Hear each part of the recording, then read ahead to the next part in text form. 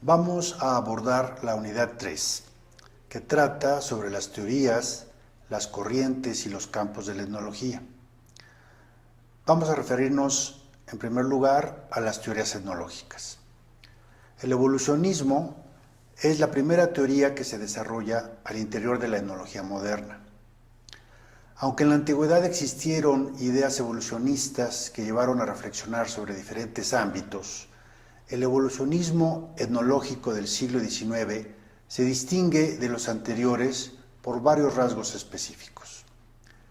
En primer lugar, por su pretensión científica y su ambición de conocer y acceder a las leyes y las causas últimas de la evolución cultural. Asimismo, por su carácter unilineal y unidireccional.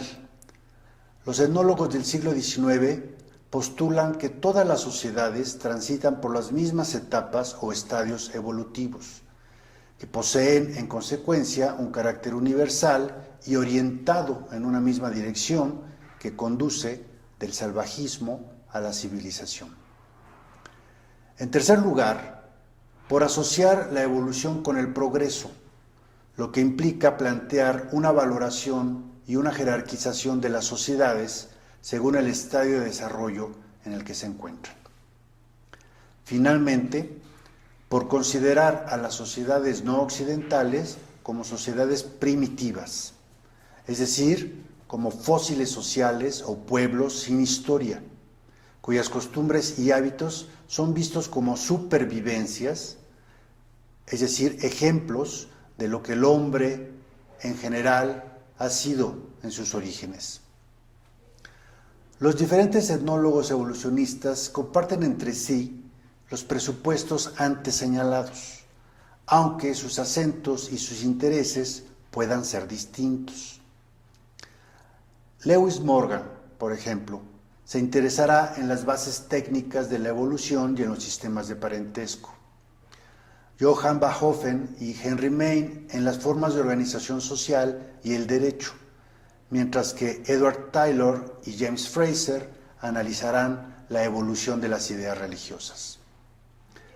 La etnología del siglo XIX adoptó también otros paradigmas, como el racialismo, es decir, el estudio de los grupos raciales, enfatizando las jerarquías y desigualdad entre razas y los efectos de las mezclas raciales, y el difusionismo, que postula la existencia de unos cuantos núcleos culturales a partir de los cuales se han desarrollado todas las culturas conocidas,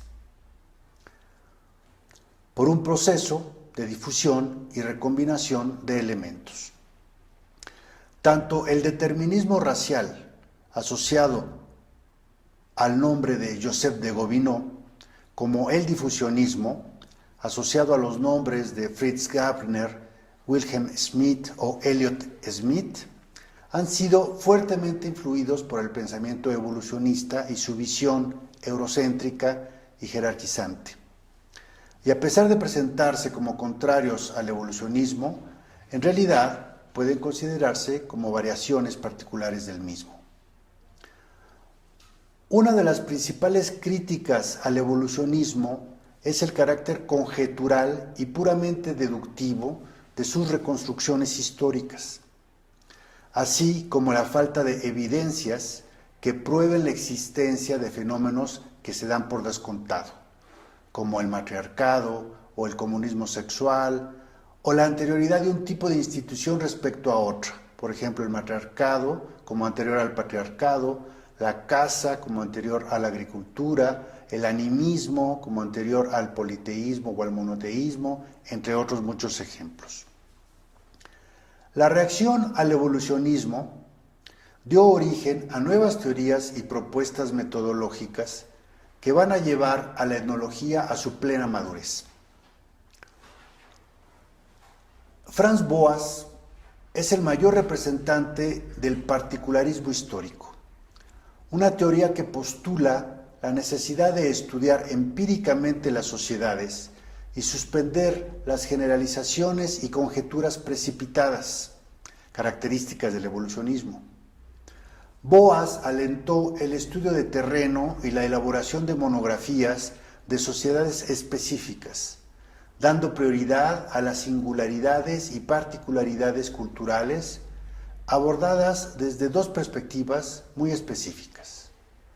Por un lado, desde la perspectiva de la relación entre lengua y cultura, lo que dará pie a toda una serie de trabajos en etnolingüística y a la célebre teoría Sapir-Whorf, que postula que la estructura de la lengua hablada por un grupo humano determina en buena medida su cosmovisión y su experiencia de la realidad.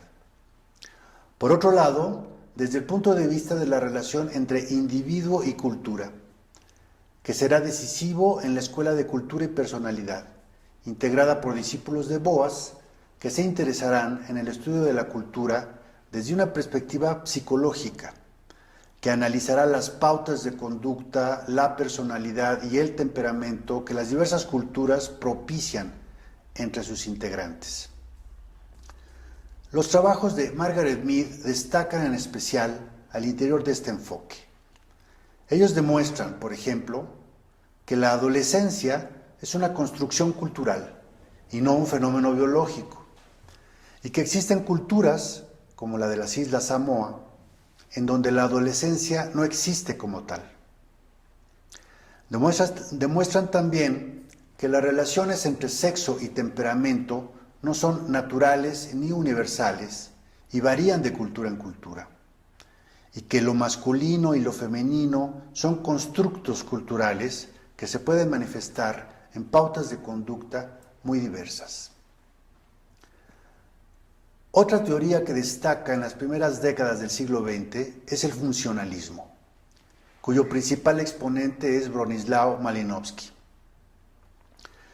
El funcionalismo postula que la cultura constituye un todo coherente en el que cada uno de los elementos que la componen sirve para algo, es decir, cumple una función necesaria y útil que contribuye a la reproducción del conjunto. De ahí que toda cultura pueda ser explicada desde una perspectiva sincrónica, es decir, en el aquí y ahora de las funciones y las relaciones entre sus instituciones, sin necesidad de recurrir a la historia o al pasado de la sociedad estudiada. En los años 40 surge el estructural funcionalismo, cuyo más conocido teórico es el británico Alfred Radcliffe Brown. Postula que las sociedades poseen una estructura objetiva que puede ser descrita por medio de la observación empírica. Concibe a la función menos en un sentido utilitario que matemático. Es decir, una institución más que servir para algo está correlacionada o existe en función de otras instituciones. Y esta correlación con otras instituciones depende de su lugar en la estructura. El objetivo de esta teoría es que a partir del análisis de las distintas estructuras sociales, los etnólogos construyan tipologías y clasificaciones que permitan comparar entre sí las sociedades. El etnólogo francés Claude Lévi-Strauss es el fundador del estructuralismo, una teoría que concibe la estructura en un sentido antiempirista, no como una estructura social al estilo inglés, sino como una estructura simbólica y mental. Lévi-Strauss concibe a la etnología como una semiología o ciencia de los signos, y a la cultura como un conjunto de sistemas simbólicos que son comparables al lenguaje. La estructura para Lévi-Strauss no es visible ni consciente para los integrantes de una sociedad. Ella remite a una causalidad que es inconsciente y a un conjunto de leyes universales que solo pueden ser aprendidas a través de la construcción de modelos formales. El estructuralismo se interesa por las relaciones que se establecen entre los componentes mínimos de cada sistema simbólico al interior de un campo de significación. La mitología, la economía, el totemismo, el pensamiento mágico o el parentesco. De lo que se trata es de acceder a los niveles profundos de sentido de dichos sistemas simbólicos, a través del análisis de las oposiciones binarias que se dan entre sus unidades mínimas de significación, que están sujetas a leyes combinatorias muy precisas, comparables a las que se dan en el lenguaje. En la década de los 60 resurge el paradigma evolucionista, depurado de sus limitaciones y faltas, bajo el nombre de neoevolucionismo o evolucionismo multilineal. Se trata de un enfoque asociado a los nombres de Leslie White y Julian Stewart y postula una teoría más compleja de la evolución, la cual no es vista ni como unilineal, ni como universal, ni como necesaria, sino como sujeta al juego de muy diversas variables, tecnoambientales, sociales y superestructurales, que dan pie a procesos evolutivos adaptativos diferenciales y únicos. En los años 60 surge otra teoría muy destacada, la antropología cognitiva, también conocida como nueva etnografía, etnociencia o etnosemántica. Ella se interesa en el análisis de los sistemas de clasificación y significación de los que los integrantes de cada cultura son portadores, a la manera de un mapa mental que tienen en sus cabezas. Kenneth Pike, uno de los abanderados de este enfoque, popularizó la distinción entre las categorías emic y etic, es decir, entre las concepciones y categorías intraculturales propias de una cultura específica y de sus actores, y las categorías étic o interculturales, aquellas empleadas por el etnólogo y que son externas, generalizables y ajenas a los sujetos investigados. Para los años 70 surge la antropología simbólica, asociada al nombre de Clifford Geertz, para quien la cultura no es un mapa mental, como afirman los cognitivistas, ni una estructura inconsciente, como lo cree Lévi-Strauss, sino un sistema de símbolos públicos, del que se sirven los individuos para comunicar su visión del mundo, sus valores y su ethos. Geertz concibe la antropología no como una ciencia explicativa, sino como una ciencia comprensiva, es decir, una disciplina hermenéutica que ofrece interpretaciones más que explicaciones de los hechos culturales. Y ve al etnólogo como un traductor, alguien que interpreta, descifra y hace inteligible para nosotros el significado que los otros le atribuyen a sus acciones, comportamientos y costumbres. Para terminar este recorrido, nos referiremos a la llamada antropología posmoderna, una teoría que se interesa en la escritura etnográfica y se interroga sobre su estatuto científico. Asociada a los nombres de James Clifford, Stephen Tyler o George Marcus, la antropología posmoderna concibe al texto etnográfico como un género literario basado en una serie de estrategias retóricas, conocidas como el canon realista, gracias a las cuales se produce una representación del otro que, aunque pretende ser objetiva, no escapa a las relaciones de poder y el etnocentrismo. Una escritura calificada de monológica, puesto que depende solo de la autoría del etnólogo. En ese sentido, los antropólogos posmodernos proponen una etnografía de nuevo tipo, una etnografía experimental, es decir, nuevas formas de escritura etnográfica basadas en la polifonía y el diálogo, la colaboración y la coautoría, y que tomen en cuenta la subjetividad y los afectos. Vamos a hablar ahora de las corrientes y los campos de la etnología. La etnología siempre ha tenido un carácter interdisciplinario y ha incorporado y dialogado con diversas corrientes de ideas que han enriquecido sus métodos y teorías. Entre dichas corrientes destaca, en primer lugar, el marxismo, que ha dotado de un pensamiento crítico a la etnología, al interesarse en las relaciones de poder, las asimetrías y la explotación, tanto en las sociedades de clases como en las sociedades sin clases.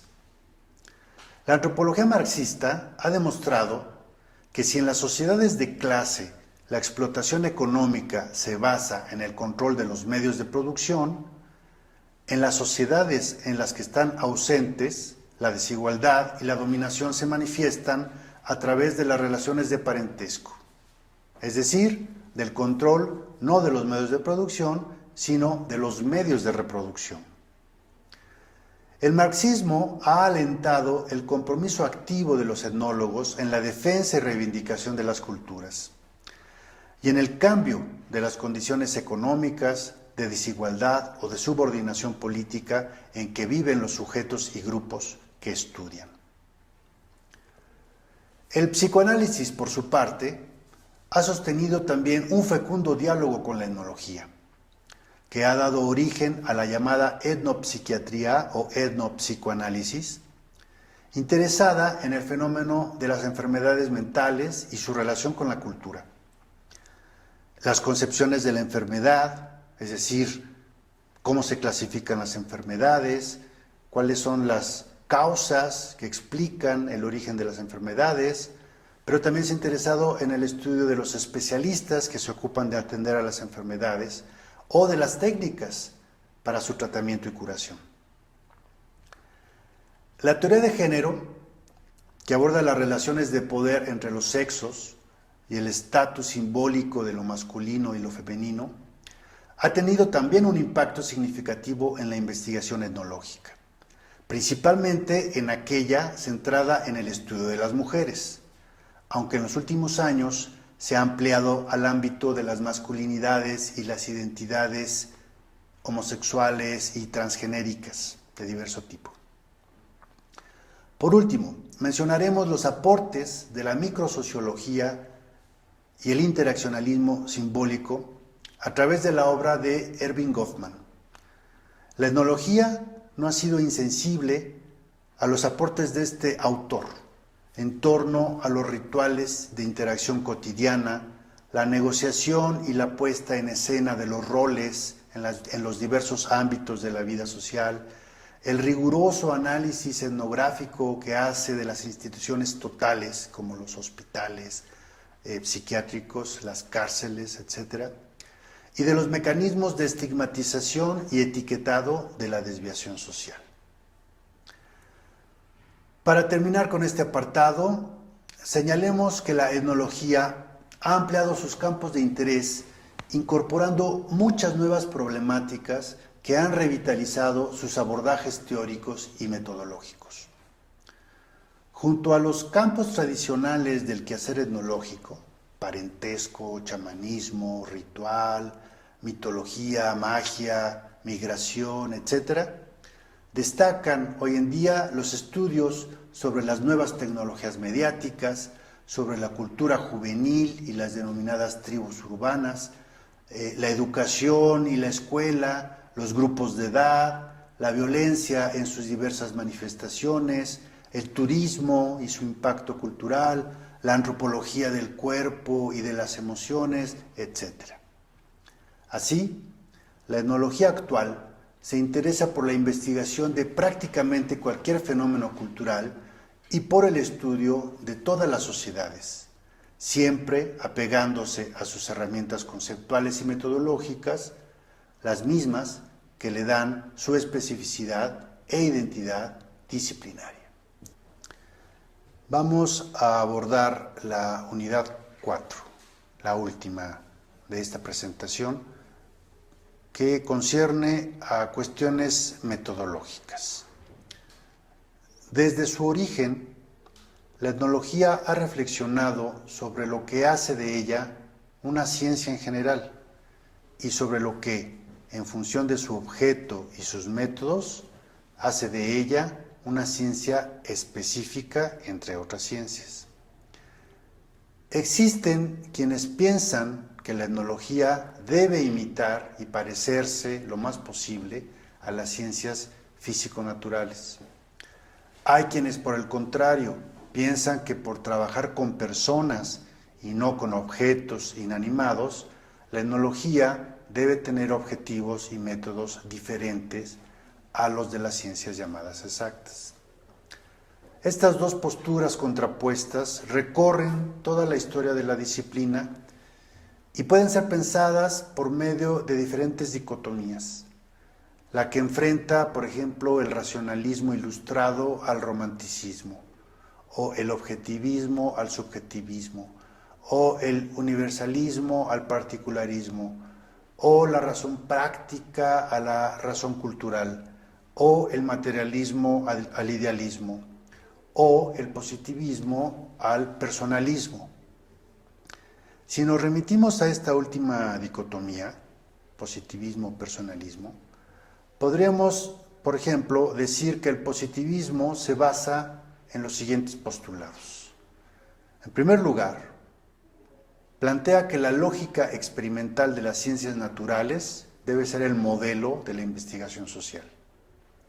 En segundo término, que existen leyes universales que pueden ser descubiertas y abstraídas a partir de la realidad. Por último, plantea que la observación neutral y objetiva y los datos sensoriales que de ello derivan son la base de toda investigación. El personalismo, por su parte, se inspira en los siguientes postulados. Plantea que el mundo social y cultural no puede reducirse a explicaciones causales o leyes universales, puesto que las acciones humanas están condicionadas por significados sociales, creencias, motivaciones, intenciones, etc. Plantea también que no existe una racionalidad universal, sino racionalidades múltiples y específicas. Y en consecuencia, que todas las culturas y perspectivas son racionales en sus propios términos. Plantea entonces que el etnólogo aspira a comprender e interpretar la cultura que estudia en los mismos términos en que lo hacen sus miembros. Otra manera de referirse a esta controversia es distinguiendo entre las ciencias de la naturaleza y las ciencias del espíritu, y postular que cada una tiene métodos distintos. La etnología forma parte de las ciencias del espíritu o ciencias humanas en la medida que no tiene por objeto la realidad física, sino el mundo cultural, es decir, el mundo de ideas, significaciones y prácticas que los individuos comparten en su vida en común. La etnología, en este sentido, no tiene como base la experimentación, sino la vivencia o experiencia, que no es lo mismo. Hans Georg Gadamer, uno de los pensadores que más ha reflexionado sobre este tema, define a la experiencia o vivencia como algo situado espacio-temporalmente y dentro de un contexto sociocultural. La experiencia está estrechamente ligada al lenguaje. Responde a una dialéctica entre espontaneidad y planeación, improvisación y preparación, y es siempre inconclusa. Asimismo, Gadamer afirma que la experiencia auténtica se opone siempre a nuestras expectativas, y por ello es una experiencia negativa, pero también única, irrepetible y abierta a otras experiencias. En ese sentido, la etnografía, fundamento de toda investigación etnológica, es una experiencia de este tipo. Le llamamos una experiencia de campo, en la que se da una relación intersubjetiva y dialogante entre el etnólogo y aquellos con los que convive.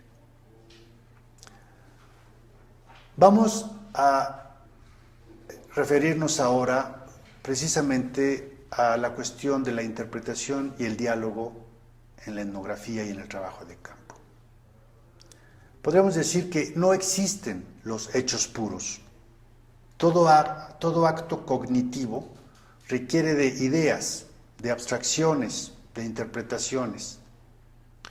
Es por ello que las abstracciones o construcciones elaboradas por los etnólogos a partir de su trabajo de terreno son construcciones de segundo grado, es decir, construcciones hechas a partir de las construcciones de otros, o como dice Clifford Geertz, lo que nosotros llamamos comúnmente datos, son en realidad interpretaciones de otras personas sobre lo que ellas sienten, perciben o piensan.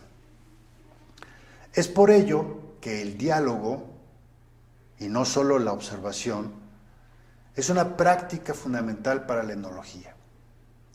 Nuestra disciplina tiene un fuerte carácter conversacional, pues su propósito es comprender al otro y tender puentes de comunicación entre personas y culturas. Geertz afirma que todas las personas, y no solo los extraños, pueden ser un completo enigma para nosotros, y que hablar con alguien es una práctica más misteriosa de lo que parece. Por ello, considera que la finalidad de la antropología consiste en ampliar el universo del discurso humano, cosa que solo es posible a través del diálogo. Ahora bien, la etnografía es el método privilegiado por la etnología para analizar y comprender a los grupos humanos que busca conocer. Un método que en su forma canónica, establecida por Malinowski, involucra varios principios. En primer lugar, la convivencia prolongada y continua con el grupo que se estudia. En segundo lugar, fines y motivaciones estrictamente científicos. En tercer lugar, la observación neutral y lo más objetiva posible de los otros. Por último, técnicas precisas para recoger, manejar y establecer datos y pruebas. Para Malinowski, el etnólogo es un investigador activo que se vale de la observación, de entrevistas, genealogías, mapas o diagramas para introducir un orden en lo que parece caótico, para construir un modelo coherente de la estructura social por medio de un estudio lo más completo y totalizante del grupo en observación. Clifford Geertz, por su parte, concibe a la etnografía como una descripción densa, es decir, menos como una descripción puramente objetiva que como una especulación elaborada a partir de un esfuerzo intelectual que es equiparable a leer e interpretar un manuscrito extranjero. El etnólogo es, en ese sentido, alguien que traduce una cultura a otra, a partir de una experiencia de convivencia prolongada e íntima entre los otros, que le lleva a aprender a pensar y sentir de acuerdo a sus categorías y valores. Vamos a referirnos ahora a algunos de los problemas en torno al trabajo de campo y la observación participante. Pueden distinguirse varios momentos en el trabajo etnográfico. El diseño de investigación, el acceso al terreno, el trabajo de campo propiamente dicho, el registro y la organización de la información, el análisis y la interpretación de la misma, y finalmente la escritura del texto etnográfico. Se trata de momentos que se entrelazan de manera dialéctica. Por ejemplo, muchas veces, antes de diseñar la investigación, ya se ha visitado el terreno en el que se va a trabajar. O organizar la información requiere de alguna intuición analítica previa. O al escribir el texto puede surgir la necesidad de regresar al campo para corroborar algunos datos. Ello demuestra que aunque existen lineamientos muy generales, no hay una receta única para realizar el trabajo etnográfico. Y cada etnólogo debe descubrir por sus propios medios las estrategias que mejor se avengan para su investigación. Es decir, se trata de aprender a investigar investigando. Entre los problemas que se plantean en torno al trabajo de campo, podemos referirnos en particular a la cuestión de la reflexividad, es decir, la forma en la que la condición social, racial, sexual o nacional del etnólogo repercute en su trabajo. El etnólogo es un individuo concreto, hombre o mujer, negro o blanco, mexicano o francés, heterosexual u homosexual, joven o adulto, que pertenece a un contexto social y cultural específico. Y ello condiciona el alcance de su trabajo, su acceso o no a ciertos ámbitos, su mayor o menor dificultad para relacionarse con el grupo que estudia. La condición ética y política del trabajo etnográfico es otra problemática destacada. El etnógrafo debe moverse entre la prudencia y la desenvoltura, el respeto y la desinhibición. Debe ser consciente de los límites de su acción y del carácter imprevisible y la aventura que implica el trabajo de campo. Por último, cabe mencionar que en la actualidad existe todo un debate en torno a los desafíos metodológicos que acarrea el trabajo etnográfico en ámbitos nuevos, como pueden ser el de las comunidades virtuales, la famosa ciberantropología o netnografía. Comunidades que solamente pueden ser estudiadas online, es decir, a distancia, no en una relación cara a cara, sino justamente virtualmente. Un desafío que también se plantea cuando se estudian comunidades viajeras o diaspóricas que exigen de un tipo de etnografía multisituado y deslocalizado. Recapitulando sobre esta presentación de la especialidad de etnología, digamos que hemos revisado 4 unidades que abordan diferentes temas. En la primera unidad nos referimos a la caracterización, a la pregunta por la naturaleza de la etnología como disciplina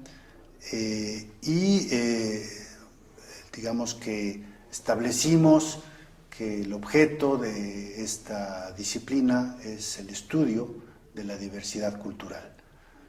También abordamos la cuestión justamente de la noción de cultura y de los fines y los objetivos últimos que tiene la etnología como ciencia. En la segunda unidad nos referimos a un breve recorrido a lo largo de la historia para mostrar un poco en qué momento surge la etnología como ciencia, cosa que sucede precisamente en el siglo XIX, y nos referimos también a los antecedentes de la etnología, que se remontan al pasado remoto, vienen prácticamente desde la época de los antiguos griegos. Ha habido inquietudes, preguntas, reflexiones etnológicas, sin que ello implique la constitución de un campo científico del saber, con todo lo que esto implica. Entonces, en esta segunda unidad abordamos fundamentalmente esta temática. En la tercera unidad nos referimos a las diferentes teorías que existen en el campo de la etnología desde sus orígenes, precisamente a mediados del siglo XIX hasta nuestros días. Vimos de manera muy panorámica cuáles son las tesis centrales de cada una de estas diferentes teorías, pero también nos referimos a las corrientes de ideas con las cuales ha estado en diálogo la etnología, como podrían ser el marxismo, el psicoanálisis, la microsociología o los estudios de género. Y al final también hicimos alusión a los campos de estudio de la etnología, los campos tradicionales, los campos más conocidos, pero también los nuevos campos en los que se está dando una muy profunda innovación que han llevado a la etnología a replantearse efectivamente técnicas, métodos y teorías. Finalmente, en la última unidad nos remitimos justamente a cuestiones de naturaleza metodológica que atañen a lo que sería, digamos, el método por excelencia de la etnología, que es el trabajo de campo, la etnografía. Y al respecto, justamente abordamos algunos de los diferentes problemas que se plantean a la hora de pensar en el estatuto científico de la etnología. Se sitúa del lado de las ciencias físico-naturales o del lado de las ciencias humanas. Nos remitimos también a cuestiones muy prácticas relacionadas con el trabajo etnográfico, que tienen que ver con el lugar que ocupa en él el diálogo, la reflexividad y la interpretación. De tal manera que hemos revisado de una manera muy general diferentes tópicos que nos permiten hacernos una idea básica, introductoria, esa es la intención de esta presentación, sobre lo que es la etnología. Les hago una cordial invitación a que vean a través de la pantalla esta presentación, se familiaricen con el contenido de cada una de las unidades que se revisan aquí y que, de serles posible, utilicen su experiencia para realizar los ejercicios que están incluidos en la guía que se les entrega precisamente para poder ingresar a esta institución. Muchas gracias y hasta la vista.